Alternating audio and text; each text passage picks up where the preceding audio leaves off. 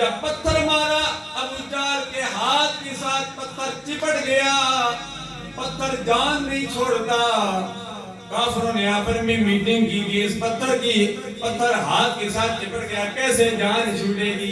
اللہ کے پیارے حبیب صلی اللہ علیہ وسلم کے پاس ابو جہل آ گیا، کہنے لگا اے مسلمانوں کے نبی، اس پتھر سے میری جان چھڑا دو۔ اللہ کے پیارے حبیب نے فرمایا شیطان کی تھپڑ سے جان چھڑائی تھی، تیری پتھر سے جان چھڑا دیتا ہوں۔ اسلام میں جبر نہیں ہے، کسی کو زور سے آپ نماز نہیں پڑھا سکتے، زور سے کلمہ نہیں پڑھا سکتے۔ اسلام میں محبت ہے، بشروا ولا تنفروا، بشارتیں سناؤ، محبتیں تقسیم کرو، نفرتیں تقسیم نہ کرو۔ اسلام محبتیں تقسیم کرتا ہے۔ سرکار نے محبت سے پیغام دیا آؤ اسلام لاؤ، لیکن جنہوں نے اسلام لایا وہ لے آئے، جنہوں نے نہیں لایا نہیں لانا تھا کہ ختم اللہ علی قلوبہم وعلی سمعہم وعلی ابصارہم غشاوۃ ولہم عذاب الیم، کیونکہ ان پر مہریں لگی ہوئی تھی۔ ان میں ابو جہل بھی تھا۔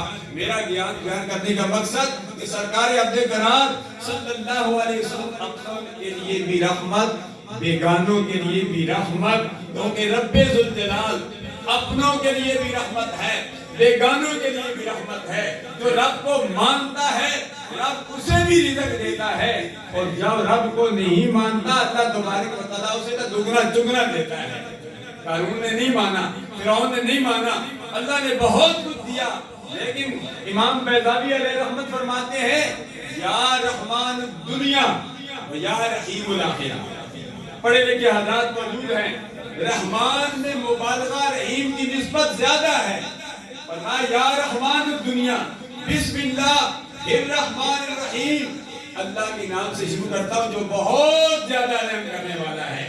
الرحمن میں مبالغہ اس لیے ہے کہ رب ذوالجلال دنیا میں ابو جہل پر بھی رحم کر رہا ہے، ابو لہب پر بھی رحم کر رہا ہے، فرعون پر بھی رحم کر رہا ہے، نمرود پر بھی رحم کر رہا ہے، سکھوں پر بھی، ہندوؤں پر بھی، یہود و نصارہ پر بھی، جو رب کو مانتے ہیں ان پر بھی رحم کر رہا ہے، جو رب کو نہیں مانتے اللہ ان پر بھی رحم کر رہا ہے۔ اس لیے ہم پڑھتے ہیں بسم اللہ الرحمن الرحیم